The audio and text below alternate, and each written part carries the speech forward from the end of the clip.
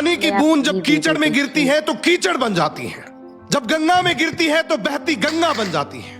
वही पानी की बूंद जब गर्म तवे पर गिरती है तो जलकर खत्म हो जाती है, किसी पत्ती पर गिरती है तो मोती की तरह चमकने लगती है, और जब सीप में आ जाती है तो खुद मोती बन जाती है।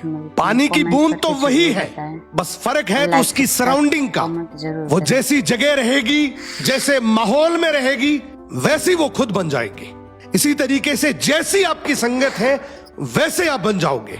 किसी किसी की संगत से आदमी का अस्तित्व खत्म हो जाता है, और वहीं किसी की संगत से आदमी का पूरा जीवन संवर जाता है। तो ये आपको खुद को तय करना है कि आपकी संगत कैसी होनी चाहिए। जब थाली में खाना खत्म हो जाता है ना, तो वो थाली गंदी लगने लगती है, उसको कोई भी प्यार से नहीं देखता, सब उसे कूड़ा समझ के इग्नोर करते हैं। ठीक वैसे ही जब आपकी जरूरत लोगों को खत्म हो जाती है ना, तो आप उन्हें बेकार लगने लगते हो, और आपकी कोई भी कीमत नहीं होती। बट पता है, थाली गंदी नहीं होती, वो तो किसी का पेट भर चुकी होती है। ठीक वैसे ही आप भी बेकार नहीं हो। आपने तो लोगों की जरूरत में उनका भरपूर साथ दिया है। आज उनको आपकी जरूरत नहीं तो उन्होंने आपको छोड़ दिया। तो इसका मतलब ये मत समझो कि आप बेकार हो। आपकी कीमत लोग तय नहीं करेंगे, आपकी कीमत आपके किरदार से तय होती है। शांत होना शुरू करो, कम बोलना शुरू करो। जैसे ही आप शांत रहने लगेंगे तो शास्त्र की एक नीति है, मौने च कलहो नास्ति।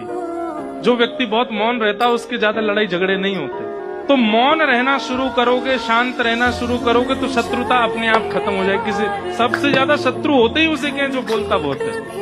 लोग कहते हैं कि कलयुग आ गया, लेकिन लाया कौन? स्त्री अपनी शर्म भूली, पुरुष अपने संस्कार भूला, गुरु अपना धर्म भूला, और इंसान अपनी इंसानियत को भूला। जब गलत पासवर्ड से एक छोटा सा मोबाइल नहीं खुलता तो गलत कर्मों से भाग्य के दरवाजे कैसे खुलेंगे? इसीलिए उस सुख का त्याग कर देना चाहिए जो किसी के दुख का कारण बनता हो। किसी को दुख देकर कभी खुशियों की उम्मीद मत करना। खुशियाँ उनको मिलती है जो हमेशा खुशियाँ बांटते हैं। जिसमें सच बोलने का साहस अधिक होता है, सबसे अधिक नफरत का पात्र भी वही बनता है। लेकिन किसी को परेशान देखकर अगर आपको तकलीफ हो रही है तो यकीन मानिए ईश्वर ने आपको इंसान बनाकर कोई गलती नहीं की। कोई कितना भी आपको गुस्सा दिलाए या कितना भी आपको गलत बोले, अपने आप को शांत रखो और याद रखो, धूप कितनी भी तेज हो समंदर को सुखा नहीं सकती। परवाह करने वाले को ढूंढ लीजिए, इस दुनिया में इस्तेमाल करने वाले तो खुद आपको ढूंढ लेंगे। कच्चे मकान देखकर किसी से रिश्ता न तोड़ना, क्योंकि मिट्टी की पकड़ बड़ी मजबूत होती है और संगमरमर पर तो पैर अक्सर फिसल जाते हैं। रुपया कितना भी गिर जाए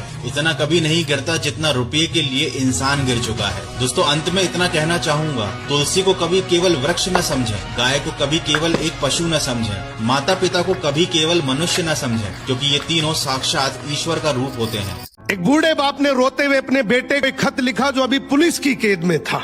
खत में लिखा था कि बेटा, मैं इस बार खेत में अकेले सब्जी नहीं बो पाऊंगा, अगर तुम यहाँ होते तो तुम मेरी मदद जरूर करते। बेटे ने उस खत का जवाब देते हुए एक दूसरा खत लिखा कि पिताजी, आप उस खेत को खोदने की सोचना भी मत, क्योंकि मैंने चोरी का सारा सामान अपने खेत में ही दबा रखा है। लेकिन बेटे का लिखा ये खत पहले पुलिस वाले पढ़ लेते हैं और उसके पिता के खेत को पूरा खोद डालते हैं, लेकिन उन्हें कुछ नहीं मिलता है। बेटा एक और खत लिखता है अपने पिता को कि पिताजी, अब आप उस खेत में बीज डाल सकते हैं। मैं जेल में रहकर बस इतना ही कर सकता था। निष्कर्ष कि आप किसी के शरीर को तो कैद कर सकते हैं, लेकिन उसके दिमाग को, उसके माइंड सेट को नहीं। इंसान कैसी भी परिस्थिति में हो, अगर वो ठान ले तो कुछ भी कर सकता है।